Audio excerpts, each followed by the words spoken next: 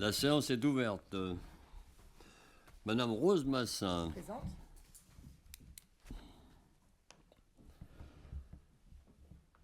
Monsieur Charqui. Présent. Madame Ruot. Elle va arriver, je pense. Monsieur Siganik. Présent. Madame Bouty. Présent. Monsieur Mida est excusé. Madame Benamou Fadila. Monsieur Descochereux. Madame Von Overbeck, notre secrétaire de séance perpétuelle. Monsieur David. Monsieur Cosme. Madame Bouquet. Monsieur Pikevitch. Monsieur Massin a donné pouvoir à Monsieur Charqui. Madame Caro. Madame Driss, pas de nouvelles pour l'instant. Monsieur Lounis. Madame Lobjoie. Madame Benamou Nejma est excusée à une réunion, je crois, de... pardon, je vous prie de m'excuser. Heureusement, parce qu'elle soit là, elle n'est pas de réunion, elle. Heureusement, hein. Madame Benamou Nejma est présente et c'est Madame Sissoko qui est excusée pour des raisons professionnelles. Monsieur Blancano m'a donné pouvoir.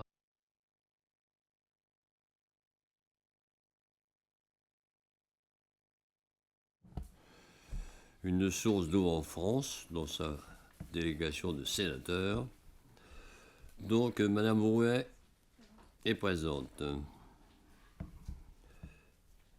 Madame Corn-Hector est excusée, ainsi que Madame Grignard et Monsieur Matadi. Madame Boutrou, elle a le pouvoir de Monsieur Zemrak. Bien. Premier point à l'ordre du jour. Il nous faut régulariser, vous l'avez vu, hein, suite à des multiples réunions avec le Trésor public, un petit problème d'arrondi au CFU 2024 hein, qui se monte à la somme extraordinaire de 24 centimes, qui était sorti effectivement dans l'arrondi. Donc je vous demande de réinscrire effectivement ces 24 centimes dans l'excédent global de fonctionnement du budget primitif 2023. Nous allons les retrouver tout à l'heure. Hein. C'est évidemment des erreurs de plus qu'on existe parfois. Et on aura ainsi les comptes validés au centime près. On est purement dans l'exercice comptable, on est bien d'accord. Pas de remarques, d'avis contraire, d'abstention, je vous remercie. Ensuite, hein,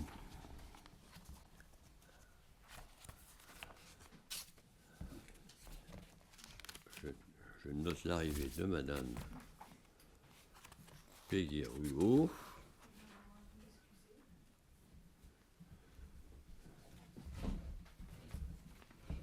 Bien. Nous passons maintenant à des points importants de ce conseil municipal, l'approbation du compte financier unique 2024. Donc vous avez un résumé dans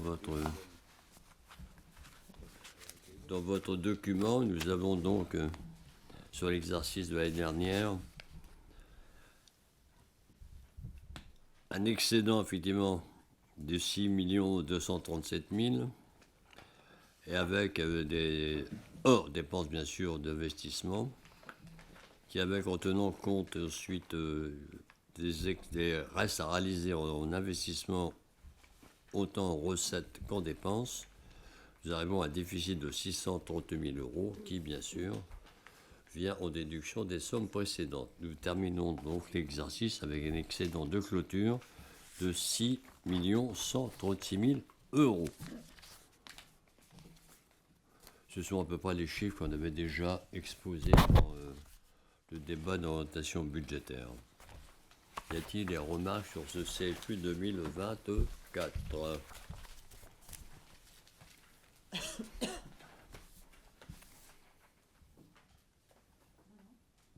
Non, parce que vous savez bien que je vais quitter la salle. C'est pour ça que je vous vois enfin avec le sourire. Donc, effectivement, je vais laisser notre doyenne, Madame Van Overbeek, présider la séance pendant quelques minutes.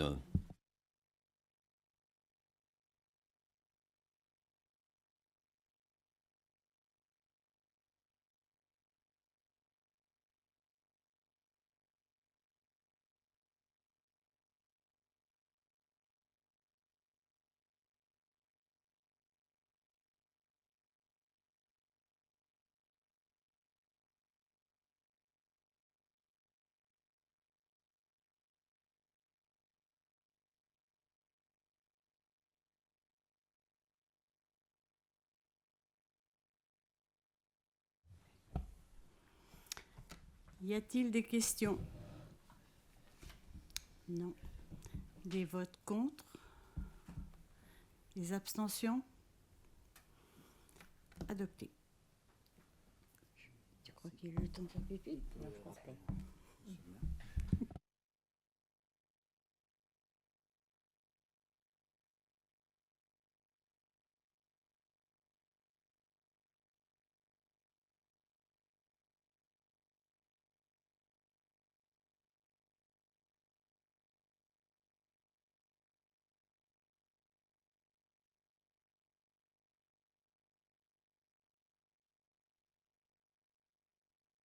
Madame la doyenne, je l'ai mis le micro. Oui, mais après, combien de voix contre? Je vous remercie. Ben oui, vous avez des émois parfois de jeunes filles ou de rosières. Bon, sur ce CFU, effectivement, il n'y a pas eu de questions, mais j'apporterai très rapidement après le vote que quelques explications très rapides qui sont dans les documents que vous avez eus.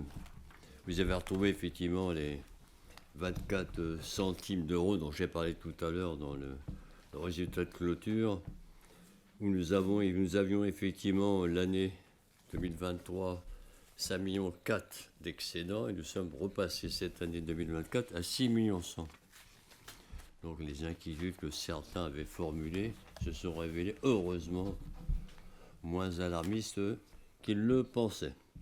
Comme à chaque fois, nous mettons effectivement les non-dépenses qu'on peut appeler des économies en dépenses de fonctionnement, rien d'extraordinaire. Sur les charges de caractère général, ce sont des non-dépenses ou des économies diverses et variées, aussi bien que sur des entretiens de terrain de foot que de vêtements de travail, ou d'économies d'énergie, pour plus de 300 000 euros. Et en recettes, nous avons surtout là des dotations et participations avec la caisse d'allocation familiale qui nous a versé 187 000 euros de plus que prévu. J'ai rencontré cet après-midi le directeur de la CAF de Beauvais. Je lui ai fait part des remerciements de l'ensemble des élus de Saint-Paul sur les financements qu'il obtient. L'échange a été très très constructif. Je pense que la CAF, dans les prochaines actions mises en place, regardera nos demandes villarçoises d'un œil favorable. Nous passons les uns les autres tellement de réunions parfois inutiles, n'est-ce pas, monsieur Descochons avec la SNCF pour l'aménagement de la gare de Creil, que parfois, lorsqu'une réunion est positive, je tiens à le souligner, et je maintiens une nouvelle fois que la CAF est un excellent partenaire qui tient ses promesses. Et nous avons bénéficié là aussi du filet de sécurité qui a été mis en place dans les collectivités suite à l'inflation extraordinaire liée aux suites du Covid pour 168 000 euros. Nous n'avons rien mis. Ça nous a permis d'éviter la catastrophe des communes qui avaient gonflé par avance ce filet de sécurité qu'ensuite ont obligé de rembourser de l'argent à l'État. Bien. Autre point que je tiens à souligner, effectivement, sur les restes à réaliser, c'est comme d'habitude, c'est arrêté à l'arrêté des comptes en fin d'année précédente. En réalité, beaucoup de choses ont été faites ou réglées depuis ce temps-là. C'est parfois des factures qui n'ont pas été émises, ou par exemple, je vois achat d'un pavillon. Tout cela, effectivement, est entre les mains du notaire et quasiment réglé. Nous avons donc de restes à réaliser peu et en... Zut. Ensuite, dans les autres travaux, on n'a rien de significatif. L'année précédente, on avait... Là, le plus important, c'est la rue Jean Jaurès, mais c'est seulement des factures qui ont été réglées après la fin des comptes. C'est pas qu'il nous reste encore 200 000 euros de factures qui n'avaient pas été émises. Donc, là, on a eu un parcours 2024 tout à fait normal, avec des restes à réaliser qui sont heureusement moins importants que d'autres années. Bien. Nous passons maintenant à l'affectation de résultats.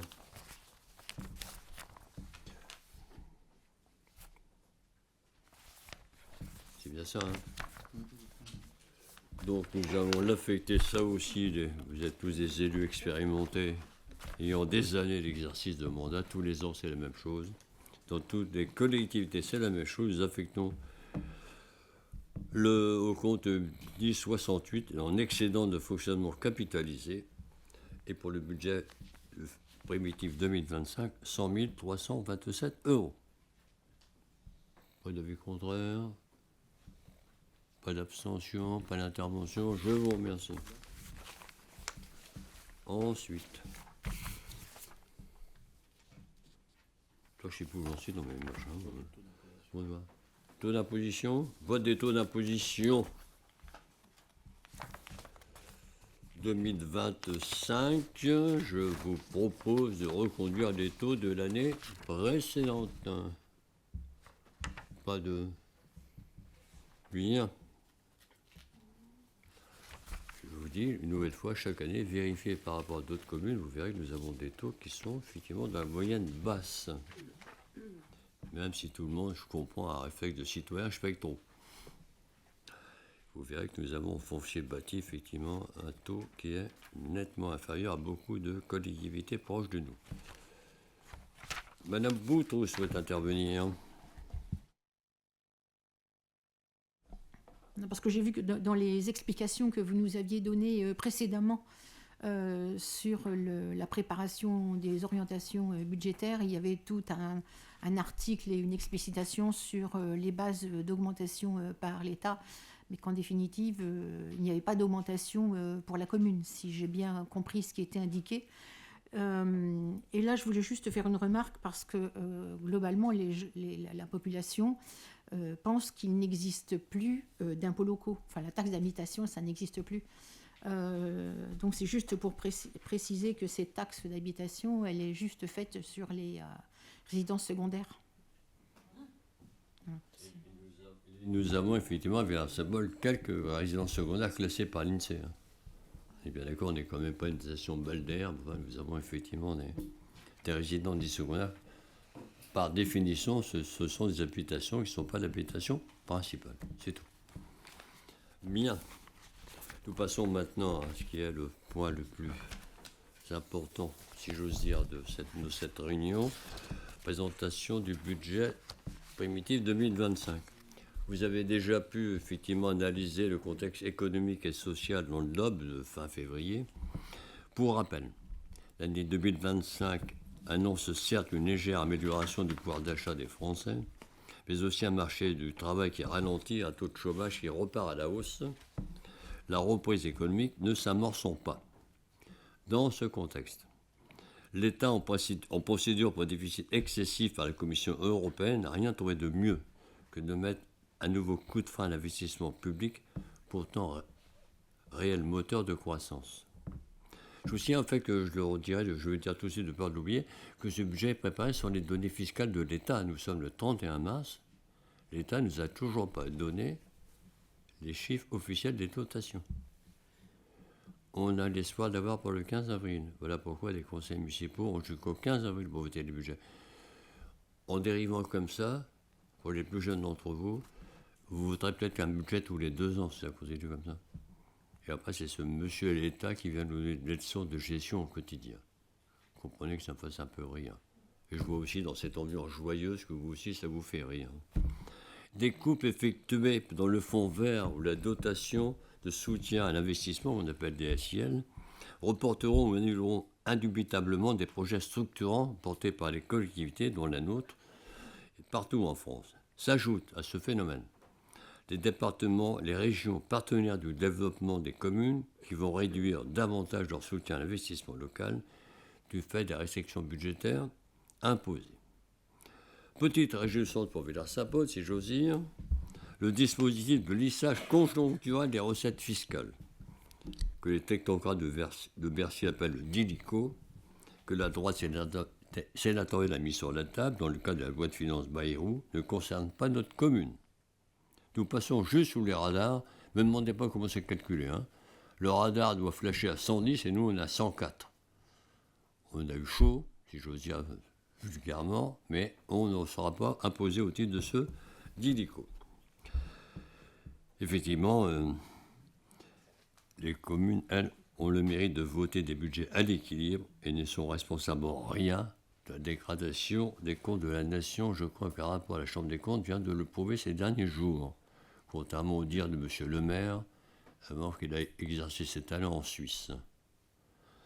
Ce sera plus facile de placer son argent éventuellement. Ce DILICO n'est pas le seul dispositif à rogner les budgets des collectivités territoriales. La section de fonctionnement des communes, quelle qu'elle soit, sera fortement affectée par la hausse de la cotisation à la Caisse nationale de retraite des agents des collectivités territoriales, la CNRACL, qui elle a été imposée sans concertation. Et bien évidemment, et pour nous, ça a des effets moins importants, parce qu'il y a longtemps qu'on n'a plus de DGF, à la non-indexation de la DGF. Nous concernons. Nous avons appris, comme je viens de le dire, à vivre sans DGF, merci M. Hollande, et nous arrivons à encaisser le choc de l'explosion de la cotisation à la CNRACL en 2025. L'impact de cette mesure pour l'ensemble des petites villes est de 280 millions d'euros. Malgré tous ces aléas, à Villars-Saint-Paul, nous élaborons un budget maîtrisé, ambitieux, mais avec une prudence décuplée. Grâce au travail minutieux de maîtrise des dépenses de fonctionnement réalisé qui se poursuit en concertation, je tiens à souligner, avec les agents. Nous redégageons plus rapidement que prévu l'autofinancement conséquent dont nous disposions jusqu'à présent. Nous retournons de matière durable les capacités de financement de nos investissements par nos fonds propres dans une ville où le ratio de désendettement est d'à peine 1 an en 2025. Je parle toujours de ces ratios avec modestie car il suffit de faire un emprunt pour qu'effectivement la durée de remboursement explose. C'est-à-dire on passe à 1 an et demi ou 2 ans. Enfin, nous sommes une commune très peu endettée. Elle se situe, je viens de le dire, nettement en dessous de la moyenne de l'ensemble des communes. Nous retrouvons donc une situation moins préoccupante, je le disais tout à l'heure, dans le vote du CFU 2024, pour l'avenir, le maintien du haut niveau de service que nous proposons aux Villarsois. Il est bon de rappeler que notre santé financière, malgré sa stabilité, reste dépendante de choix nationaux qui, eux, ne dépendent pas de nous, et que les incertitudes qui pèsent sur l'avenir pourraient nous amener dans les prochaines années à faire des choix difficiles sur le maintien ou non de certains services. Je le répète tout le temps, malheureusement, nous nous en rapprochons de plus en plus.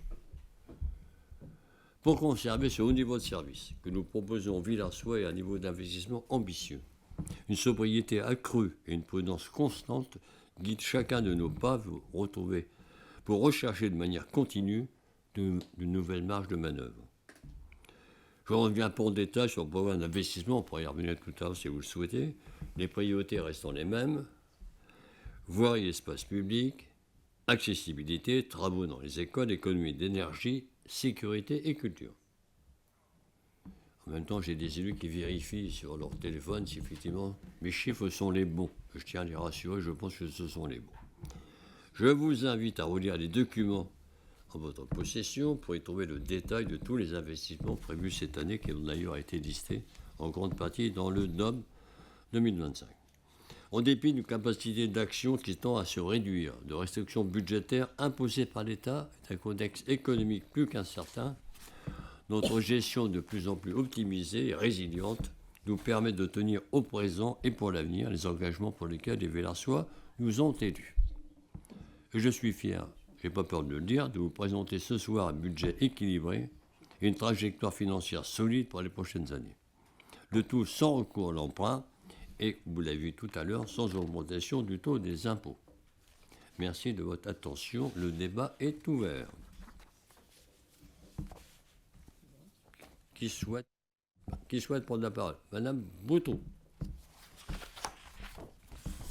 Je crois qu'au risque de se répéter par rapport à ce que j'avais déjà dit précédemment sur la situation nationale, je crois qu'on fait le même constat et on ne va certainement pas résoudre ici complètement les solutions, ça se passe ailleurs.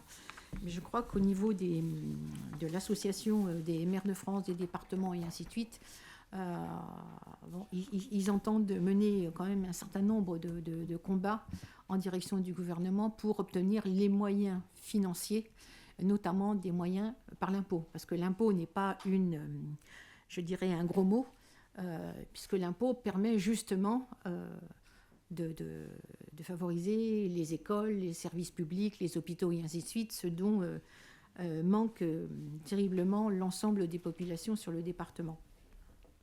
Donc pour ce qui concerne la commune, j'ai regardé effectivement ce qu'il y a dans les éléments, mais ce sont des éléments qui correspondent aussi à ce qui avait été avancé dans le cadre du budget d'orientation.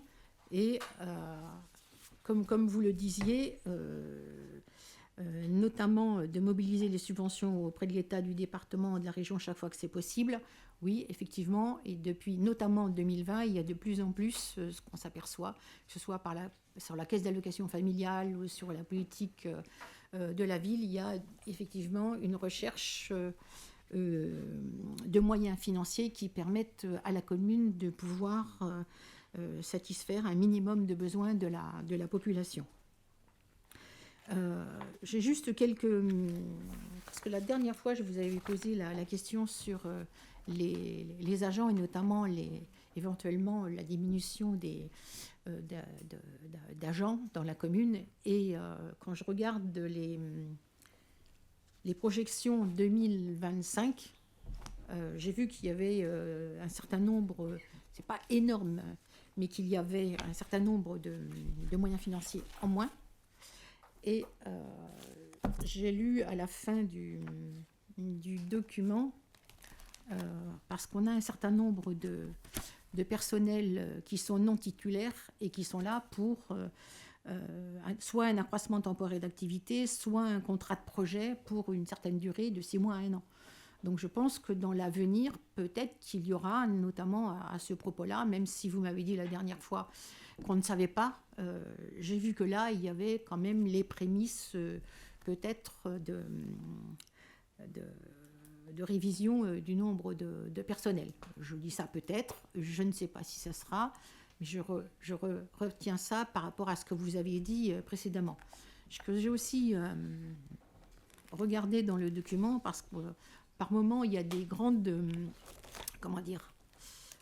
sur un certain nombre de secteurs d'activité, il y a des moyens assez substantiels, mais dans les documents que nous avons vus là, dans les moyens substantiels, il y a aussi la rémunération du personnel avec les charges sécurité sociale. Ce qui fait que, évidemment, si on fait la différence, c'est beaucoup moins élevé qu'on pourrait le penser. Voilà. Alors la dernière chose, parce que ça m'a un peu chiffonné,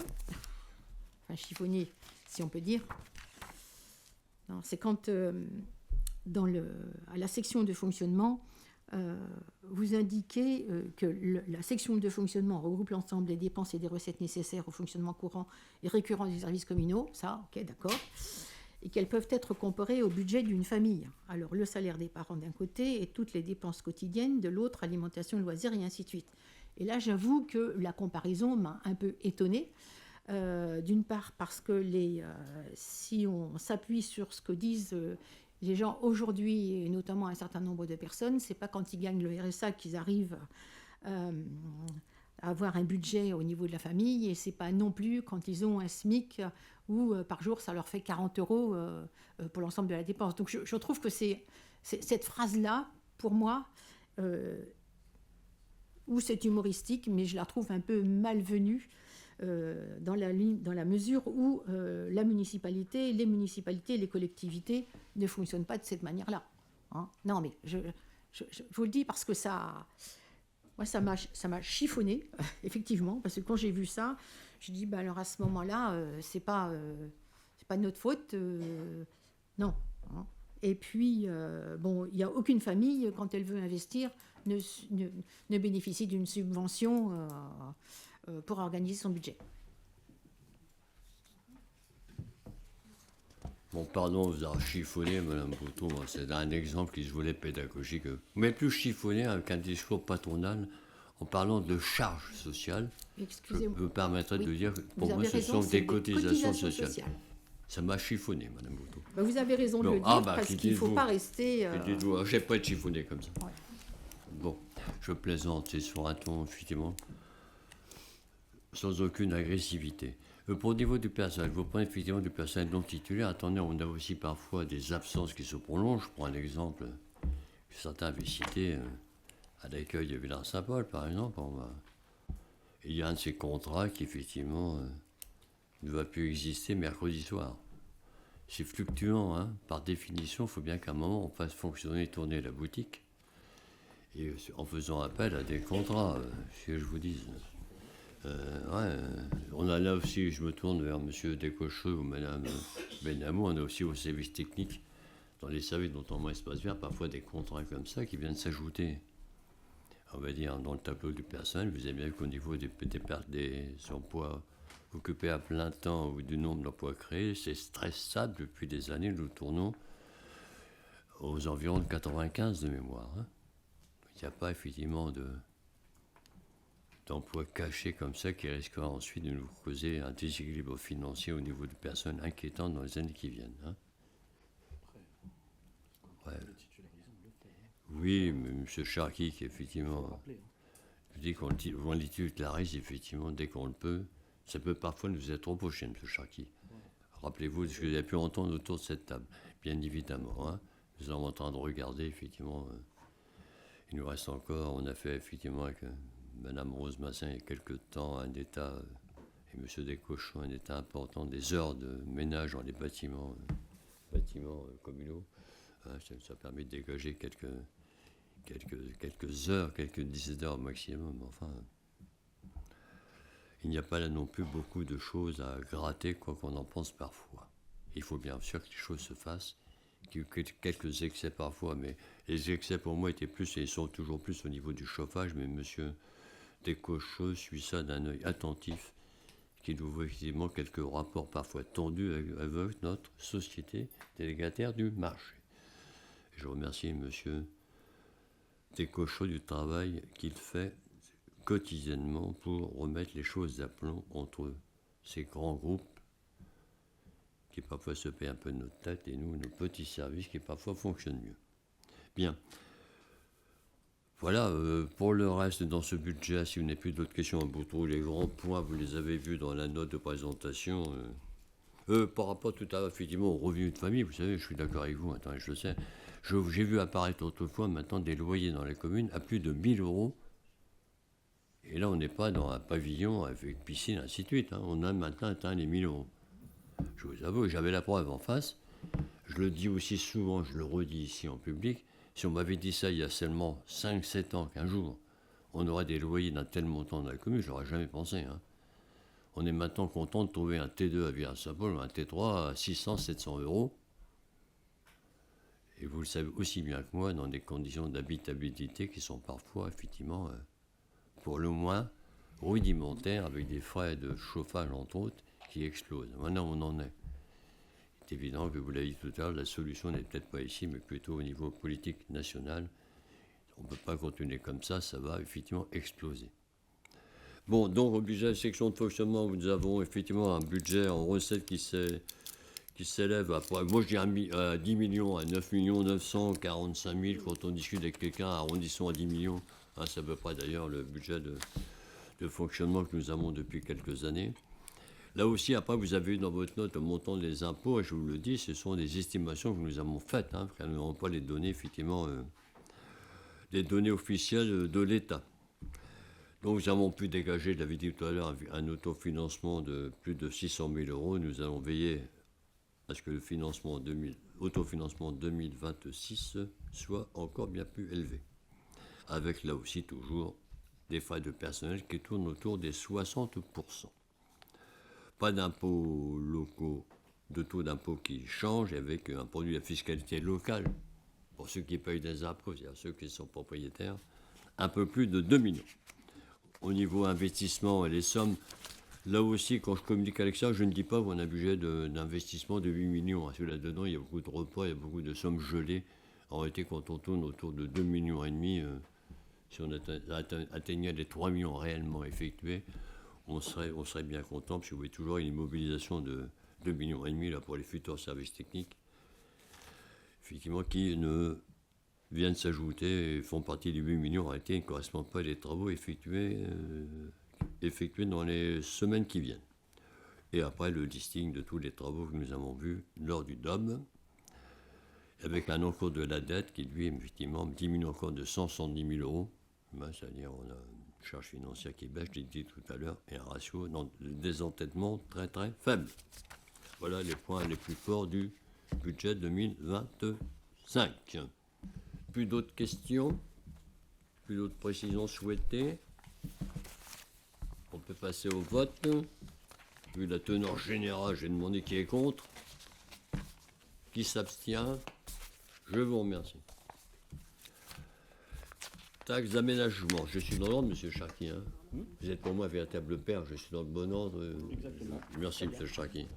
Votre stage espagnol vous a fait le plus grand bien. Merci. Bon, dans la recherche de recettes supplémentaires, je vous propose effectivement d'accroître le taux d'une partie de la taxe d'aménagement.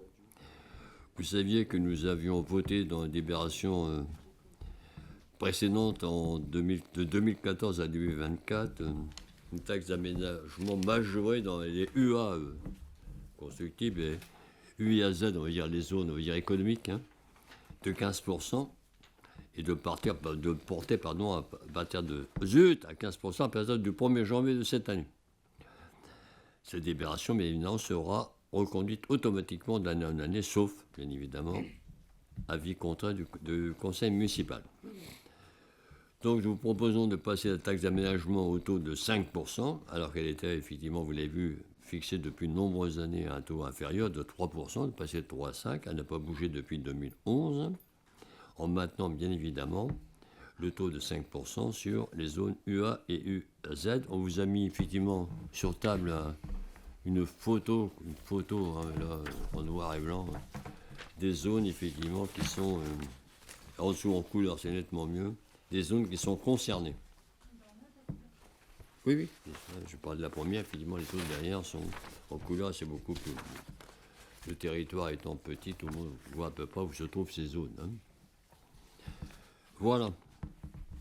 Donc je vous propose d'instaurer sur l'ensemble du territoire la taxe d'aménagement au taux de 5%, sauf dans les zones, on va dire, UA et UIAZ au taux de 15%, et de m'autoriser à signer ensuite tous les actes nécessaires. Ça nous amènera quelques menus monnaies supplémentaires. Pas d'avis contraire, d'abstention, je vous remercie. Les droits de mutation ont un démarrage relativement calme hein, sur le premier trimestre 2025. Ça correspond là aussi, on va dire, à la situation nationale. Hein. Ça repart, je me tourne vers Mme Benamou qui signe les DIA. On a un léger frémissement. Soyez optimiste, Mme Benamou, un léger frémissement. Je n'ai pas dit un tsunami, un léger frémissement. Bien. Nous passons maintenant aux subventions de fonctionnement aux associations de la commune.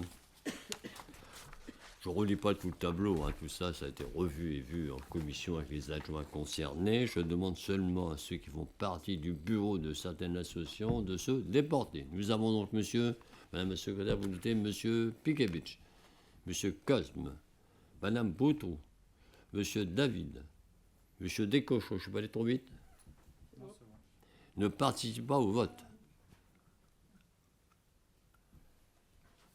C'est bon? Maintenant, qui est pour ce tableau qui résume le travail de plusieurs semaines ou de plusieurs mois? Madame Boutrou. Je voulais quand même remercier l'agent qui a préparé le dossier de demande de subvention, parce qu'il y a vraiment un tableau qui est important et qui nous permet une bonne visibilité de l'ensemble des associations, avec des chiffres concernant les adhérents villersois et les autres, l'évolution aussi du nombre d'adhérents, le nombre d'hommes et de femmes, et ainsi que celui de l'âge, et puis la mise à disposition d'un certain nombre de bénévoles. Et je trouve que c'est très important de voir un peu l'évolution et d'avoir des informations sur les associations que l'on ne rencontre pas forcément tout le temps, si ce n'est lorsqu'il y a la journée concernant les associations. En consultant les dossiers, j'ai pu aussi vérifier la constitution des dossiers remis par les responsables des associations. Et moi, j'avoue que par rapport à ce qu'on avait dit précédemment, où il y avait des petites associations qui avaient du mal à donner tous les éléments et ainsi de suite, il est satisfaisant de constater que globalement, dans une grande majorité des associations, elles ont remis tous les documents assortis des résultats des assemblées générales, leur activité, avec aussi une définition de ce qu'ils faisaient, les actions qu'ils mènent, les sorties, les matchs, ainsi de suite, ainsi que le renouvellement de leurs instances. Et j'ai trouvé que vraiment c'était important de voir par rapport au renouvellement des instances qu'il y avait effectivement des assemblées générales qui se réunissaient pour désigner leurs dirigeants. Alors, ça permet aussi de voir, parce que j'avais posé la question précédemment lors du débat d'orientation sur les associations, de voir quelles sont les associations qui ont effectivement des adhérents et d'autres associations qui sont des associations à portée nationale avec une action locale. Parce que moi, je ne les traite pas tout à fait de la même manière parce qu'ils ont la possibilité d'avoir des subventions aussi d'autres communes. Par contre, moi, ce que je remarque, c'est que depuis plusieurs années, alors il n'y a pas de diminution des subventions, mais par le fait que depuis plusieurs années, les subventions ne sont pas augmentées, évidemment, ça réduit la marge de manœuvre des associations. Donc je voulais quand même faire ce rapport-là. Et puis, je profite du vote des associations pour revenir sur la faïencerie. Parce que, précédemment, je pense qu'il a dû y avoir un rapport de la faïencerie pour donner des explications sur quelles sont les personnes qui viennent ou pas. Mais il y a aussi un autre élément qui m'a interrogée, c'est quand on a décidé des 5 € pour la ville, 15 € pour l'AXO et puis les 20 € hors AXO. Oh, oui, c'est ça, hors AXO. Bon, il y a pas de... C'est pas les 20 €, c'est 18 €. Bon, allez, ah ben... Je n'ai pas mis mon micro pour la plaisanter. Non, mais parce que comme nous sommes adhérents à la faïencerie et que nous versons une subvention, en principe, les places ont une réduction. Donc voilà, donc c'est pour ça que et effectivement les tarifs sont aussi différents en fonction de l'AXO. Donc voilà, ma question c'était comment on détermine est-ce que les 15 € ça correspond bien à une remise, je dirais, de l'ensemble des personnes qui sont de l'AXO. Je vais donner la parole à Mbouti, car j'ai rencontré avec Mbouti de la direction effectivement de la faïencerie, enfin la direction administrative aussi culturelle. Elle va vous apporter J'étais rassuré de la fin de votre intervention, parce que le début de l'intervention laissait supposer que vous aviez rejoint la majorité municipale. Allez-y. Alors, j'ai pas très bien compris votre question, parce que les tarifs que vous donnez, c'est nos tarifs à nous. Oui, voilà, ça n'a rien à voir avec la faïencerie. Les 15 €, les 20 € hors AXO, c'est nos tarifs. Villers-Sois. Nos spectacles. Pour notre programmation, ça n'a rien à voir avec la faïencerie. Allez-y, Mme Boto. Je sais que ça n'a rien à voir avec les tarifs de la faïencerie, mais ceux qui sont de l'AXO bénéficient d'un tarif différent parce que justement, il y a la subvention versée par la ville. Voilà. Donc, je me dis, ça veut dire qu'on définit aujourd'hui les 15 € comme un tarif hors AXO, enfin, un tarif de l'AXO pour tous les spectacles qui vont avoir lieu sur Villers-Saint-Paul, quel que soit le prix du spectacle. Oui, mais ça n'a rien à voir avec la faïencerie. C'est nous qui avons déterminé un tarif Villers-Sois, un tarif AXO et un tarif extérieur. Oui. Parce que les spectacles sont payés par Villers-Saint-Paul. C'est notre programmation. Je suis d'accord. Pas par l'AXO. Je ne comprends pas en fait la question. La faïencerie ne subventionne pas. Non. La faïencerie ne subventionne pas pour ces spectacles. C'est les nôtres. Je suis d'accord avec le fait que c'est nous qui réglons. Mais je me disais que le fait que c'est Villers-Saint-Paul qui organise, mais que ceux qui viennent, puisqu'il y a un tarif AXO et un tarif hors AXO, je me disais qu'en fonction des tarifs que nous proposons, est-ce qu'il y a, comme à l'AXO, comme à la faïencerie, par exemple, en fonction de ceux qui sont à l'AXO et des hors AXO, est-ce qu'il y a véritablement une prise en compte et une diminution du tarif? Non, mais j'ai compris. Voilà, non, mais j'ai compris la réponse. La réponse, Voilà. c'est que la ville a un tarif. Elle a un tarif de 5 euros, effectivement, pour tout le monde, de 15 pour ceux qui viennent de l'AXO, quel que soit le spectacle que l'on propose, et de 20 euros pour hors AXO. C'est ça. J'ai ma réponse. Voilà. Voilà. Question. Après cette discussion qui a dû éclairer l'ensemble de la population villarçoise qui suit nos débats, je signale qu'effectivement ces 3 tarifs, communes, AXO et hors AXO, est valable dans beaucoup de communes, quasiment toutes de notre territoire, quel que soit l'équipement, que ce soit une piscine ou que ce soit une bibliothèque ou une médiathèque. Hein, c'est vrai. Pour le reste, Madame Bouty communiquera très rapidement les chiffres que la faïencerie nous a communiqués de mémoire. Nous avons, je crois, 16 ou 17 villarçois qui sont abonnés à la faïencerie à l'année. Au total, ça peut être parfois 10 fois les mêmes, 870 villarçois ont assisté durant l'année 2024 à un spectacle faïencerie. Vous avez un beau tour, je réponds même aux questions que vous ne posez pas. Bien. Qui est contre ce tableau de subvention?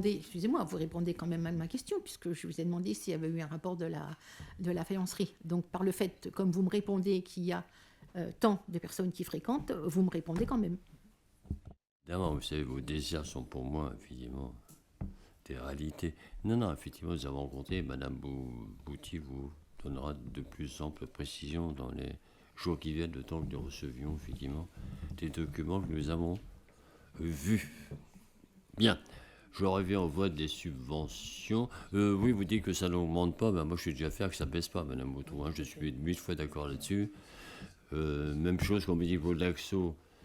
On a souligné effectivement que les subventions vers le monde de la culture ne baissent pas non plus. On n'est pas les pires élèves effectivement de France là-dessus. Hein. Oui, et il faut reconnaître aussi qu'il y a malheureusement dans le monde associatif parfois une baisse.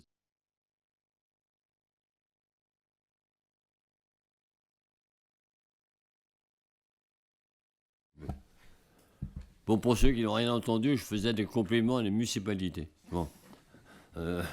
Il y a effectivement une baisse, on va dire, de fréquentation des associations du fait du manque de dirigeants d'encadrants, très souvent là aussi. Donc, il faudrait vérifier à effectif constant. Bien. Je voulais rajouter quelque chose, sachant qu'on a répondu par rapport aux demandes de chacune des associations. C'est-à-dire qu'en général, on n'a pas baissé très rarement. Et effectivement, quand une association demande un montant, on ne lui donne pas plus que ce qu'elle a besoin et ce qu'elle demande. Voilà. Oui, mais parce que tout à l'heure, c'est pas ce que vous disiez. Voilà, qu'il n'y avait pas eu d'augmentation. S'il n'y a pas de demande en face d'augmentation, il n'y a pas eu. Et quand certaines associations ont demandé, en général, on a suivi. Voilà. Madame Boutou n'était pas trop agressive dans son intervention, puisqu'elle a oublié de le dire. Si elle a remercié les services d'avoir eu tous les documents effectivement entre les mains, c'est tout simplement le maire a décidé qu'elle pouvait les avoir. Hein. Car là aussi, je voudrais bien savoir combien de communes, les minorités, ont accès aux documents permettant de préparer la réunion du conseil municipal, notamment le tableau des subventions. Je vous signale que la personne dont vous avez loué effectivement des qualités est un agent titulaire et pas un contractuel. Y a-t-il des avis contraires? Des abstentions? Je vous remercie. Ensuite, et on informera rapidement les associations de la subvention et le service comptabilité mandatera cela le plus rapidement possible car les associations ont mai, juin des grosses dépenses non seulement de renouvellement des licences pour la saison suivante. Dans ce magnifique tableau, nous avions oublié une association. Voilà pourquoi vous avez un dossier qui peut sembler surprenant. On attribue une subvention exceptionnelle à l'association Tiroir, tout simplement. C'est exceptionnel parce qu'elle avait été oubliée dans le tableau précédent. Voilà. Hein. La mise en page, ça a sauté. Heureusement que nous en sommes rendus compte, merci Madame Bouty, avant le vote de ce soir. Pas d'avis contraire, pas de l'abstention. Je vous remercie. Donc maintenant, il nous faut passer des conventions d'objectifs avec les associations ayant une subvention supérieure à 23 000 euros. La première est sur le football. Nous reprenons en quelques phrases l'essentiel de cette convention que nous avons eue, que j'ai lue, et qui prouve effectivement qu'elle a été respectée les mois précédents. Vous l'avez d'ailleurs en annexe de votre délibération. Pas de questions là-dessus. Madame Baud. Parce que quand je vous disais que globalement, il y avait beaucoup d'associations qui avaient transmis toutes les informations nécessaires, il y en a certaines qui ne l'ont pas donné. Et là, ça fait plusieurs fois que je vous réclame, dans le cadre de la convention d'objectifs, un certain nombre d'éléments, et notamment des éléments qui sont indiqués là sur les justificatifs. Donc, ça fait plusieurs fois que nous n'avons pas ces éléments. Et puis, vous n'êtes pas sans savoir, enfin, moi j'ai lu ça dans la presse, je suppose que ce ne sont pas des rumeurs, par rapport à l'association de foot. Je ne vais pas m'aplanir trop là-dessus, mais ce que j'ai pu voir aussi, c'est qu'il y avait un certain nombre de dirigeants qui étaient suspendus, et une suspension incompressible. Donc la convention, alors moi il ne nous appartient pas de rentrer dans le détail des associations, puisque une association, elle vit sa vie et on n'a pas à intervenir dedans en tant qu'élu. Il n'empêche que l'association, elle répond aussi à ses adhérents. Donc quand vous nous aviez présenté la première fois, il y avait le résultat d'une assemblée générale. Et là, ce sont les adhérents donc, qui donnent mandat à leurs dirigeants pour signer les conventions, de la même manière que c'est le maire qui signe la convention d'objectifs pour représenter la mairie. Donc, compte tenu de cela, nous nous abstiendrons. Sur cela, je vais quand même vous répondre rapidement. Il faudrait quand même un petit peu bête de laisser se propager effectivement les informations effectivement diffusées à la terrasse de l'esprit de famille, qui est le bois septo villageois. Donc effectivement, j'ai rencontré moi suite à cet événement, qui est un événement interne à l'association. Vous l'avez dit dans vos propos, et là je vous rejoins. Il n'est pas du rôle d'une municipalité de s'immiscer dans la gestion quotidienne d'une association après avoir vérifié si elle est bien sûr en maîtrise de vérifier les comptes. Pour le reste, là, c'est produit un événement, effectivement, qui malheureusement se produit parfois. Un dirigeant a fait une bêtise grave en établissant une feuille de match. On est d'accord, la justice sportive est passée, les années de suspension ont été prononcées. Pour le reste, j'ai rencontré aussi le président du club de football pour d'autres soucis. Il a un gros souci, et je pense qu'il n'y a pas que le football. Le football accueille une partie effectivement de la population villarçoise qui vient chercher une activité à un coût modéré. Il y a beaucoup d'enfants. Moi, j'y suis allé par surprise et sans me montrer 2 fois. Il y avait effectivement sur le stade beaucoup d'enfants. Ici, issus pour l'essentiel, on va dire, des quartiers, on va dire, politiques de la ville. Le problème est que les cotisations rentrent très mal, surtout au niveau des adultes. Moi, je tiens à souligner, sans m'immiscer dans la vie du club de football, que le choix qui a été fait par les dirigeants, notamment son président, d'exclure du championnat l'équipe de vétérans, qui ne sont pas tous au chômage, qui ne sont pas tous au SMIC, refusait de payer une cotisation de 100 € par an. Je vous demande qu'ils cherchent d'autres associations du bassin grégoire permettant de pratiquer leur sport favori à 100 € par an. Donc tout cela a mis un moment l'association en péril financier, parce qu'il y a effectivement des factures, des frais divers et variés à régler auprès du SOSIC ou de la Ligue. Donc je salue effectivement cette décision forte, même si je n'ai pas à intervenir. Je donne un avis personnel sur effectivement cette gestion à l'intérieur du club de foot.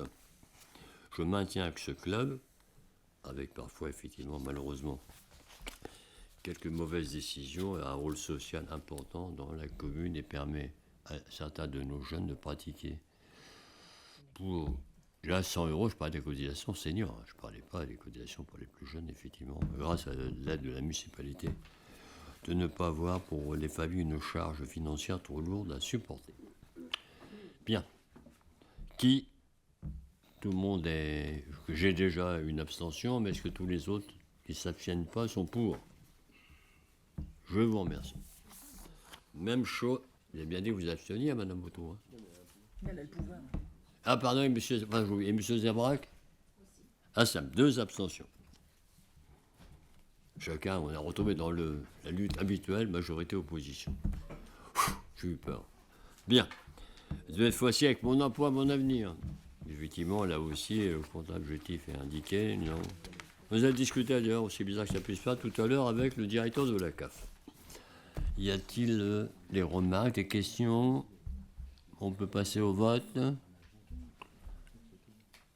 Pas d'avis contraire. Pas d'abstention. M. Zerbrac, votre bout. Je vous remercie.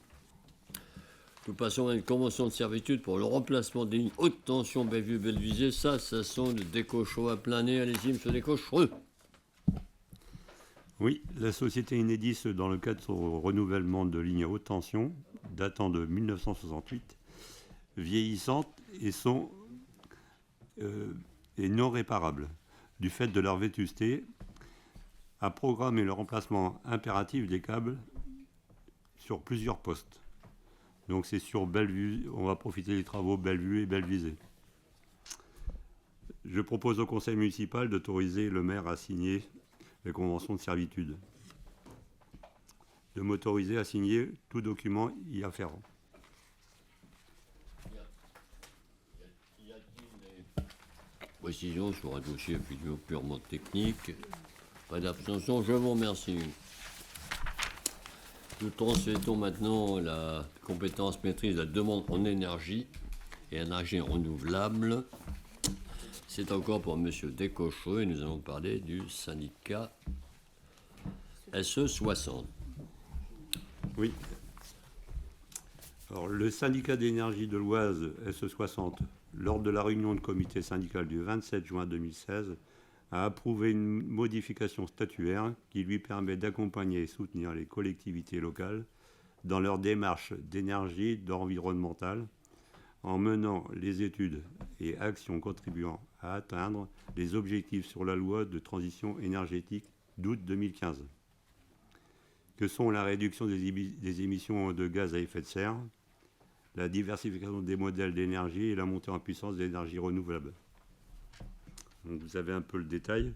Je vous propose le conseil municipal de transférer au syndicat la maîtrise de la demande d'énergie renouvelable, d'autoriser le service syndicat d'énergie à collecter, traiter, contrôler, analyser les données énergétiques du patrimoine communal et d'autoriser monsieur le maire à signer tout document y afférent. Madame Bouteau. C'est juste une interrogation. Comment on leur donne, on leur transfère, mais il n'y a pas de transfert de compétences, mais c'est gratuit. Voilà, c'est ma question. C'est est-ce que c'est payant? Voilà.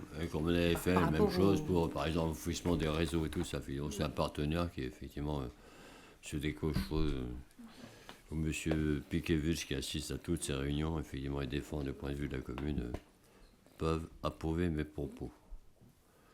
Pas d'avis comptable, abstention, je vous remercie. Nous terminons par le meilleur, quasiment le dernier, retour d'un long voyage en Espagne, M. Charqui. Vous avez dit le meilleur, vous avez bien dit. Je signale le caractère modeste de M. Charqui. Non, donc... Allez-y, Contraville. Comme vous le savez, la commune a délibéré en juin dernier sur le contrat de ville 2024-2030 de l'AXO, dont vous connaissez les grands axes, je vous les rappelle: insertion, emploi, cadre de vie, tranquillité publique, santé et éducation.